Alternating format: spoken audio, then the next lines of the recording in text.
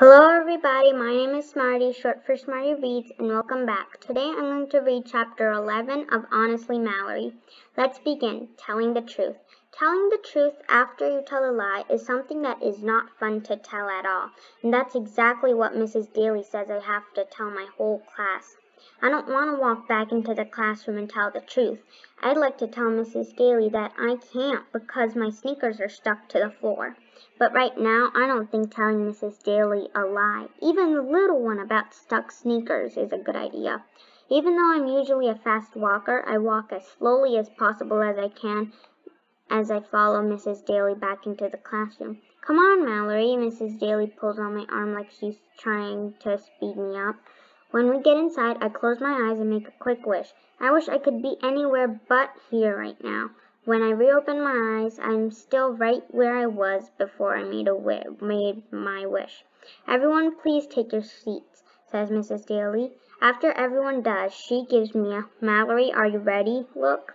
I'm definitely not ready. Even though I wish I had never said that I won the contest, I also wish that I didn't have to do this.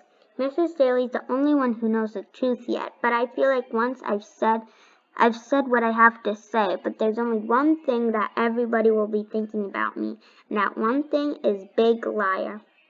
I might as well get a t-shirt that says that on it. I look across the room at Pamela and Joey. I can only imagine what my best friends will be thinking when they hear what I have to say.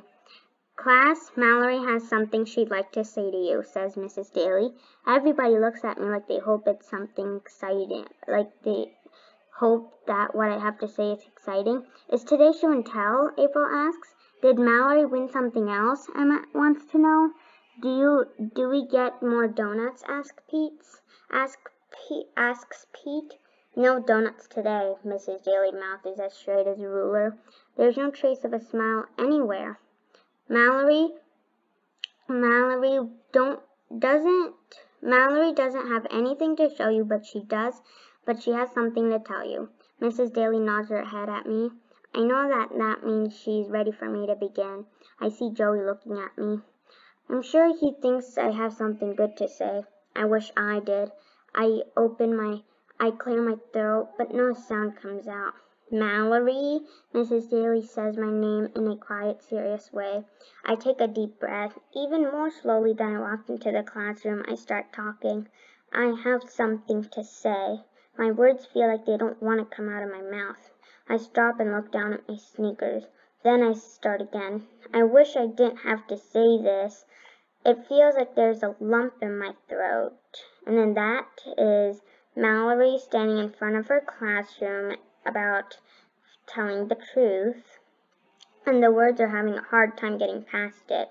But I make them come out. I said I won the Fashion Fram Kids Can Design contest and that I get to go to New York and be on TV.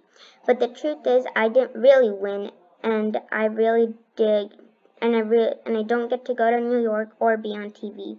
I made the whole thing up. I wish I hadn't, but I did, and I'm really, really, really sorry. When I finish talking, everyone is quiet. No one seems like they know what to say.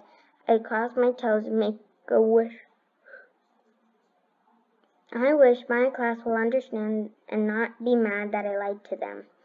I wait for anyone to say something like, Mallory, we understand. Everyone makes mistakes. No big deal. But no one says a thing.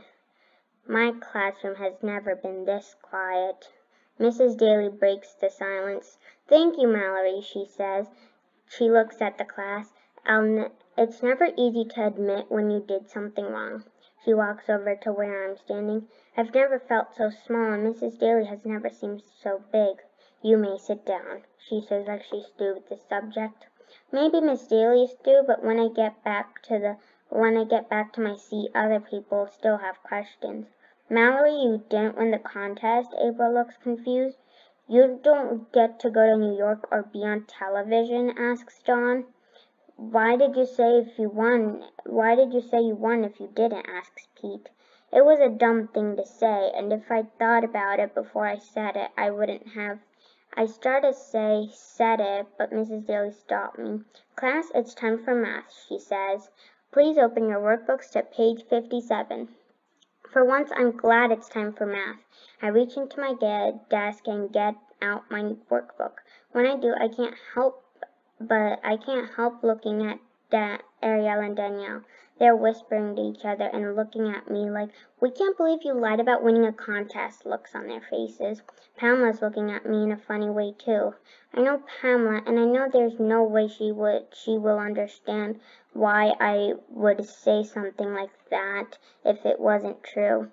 Then I look across the classroom at Joey, and as soon as I do, I wish I hadn't. He has a look on his face that is much worse than Ariel's and Danielle's or Pamela's. He looks disappointed. I try to smile at Joey. A teeny tiny "I'm sorry" smile, but he won't smile back. I feel even worse now than I did when I was telling the class that I lied about the contest. I can't stand thinking about Joey being disappointed in me. And I know he is, because he doesn't say anything to me all morning or at lunch, and he isn't the only one. When I sit down at lunch, all of the girls who I always sit with and who always talk to me treat me like I'm not even there. "Who wants part of my peanut butter and marshmallow sandwich?" Danielle asks. And then in the bottom, there's all the girls pretending that Mallory isn't even there. Even though Danielle knows that is my favorite kind of sandwich, she leans across me and gives one square of her sandwich to Pamela and then other to April. "Who wants one of my Oreos?" Ariel asks. She gives everyone at the table a cookie. Everyone except me. She and everyone else at the table pull their cookies apart at the same time while I just sit there. I know everyone is mad at me because I told a lie, but everyone seems to be only remembering that I lied and forgetting that I also apologized. The afternoon passes by slowly. Every time I look at Pamela, she looks down at the books on her desk like she's only really concentrating on her schoolwork. But I know what she's really concentrating on is avoiding me. When the bell finally rings at the end of the day, I grab my backpack and race out the door. Usually Joey waits for me, but today he doesn't. I have to run to catch up with him. "Hey, do you want to skateboard when we get home?" I ask him. Joey loves to skateboard, but he doesn't say he wants to. I try again. "We can teach Cheeseburger new cat tricks," I say, but Joey doesn't say what he wants to do that either. He just keeps walking. "We can play with Murphy," I say. I know how much Joey likes playing with his dog, but he doesn't even say he wants to play with his dog. Joey doesn't say anything to me. I walk in front of him and hold out my hand to stop him like we're playing red light, green light, and he just got a red light.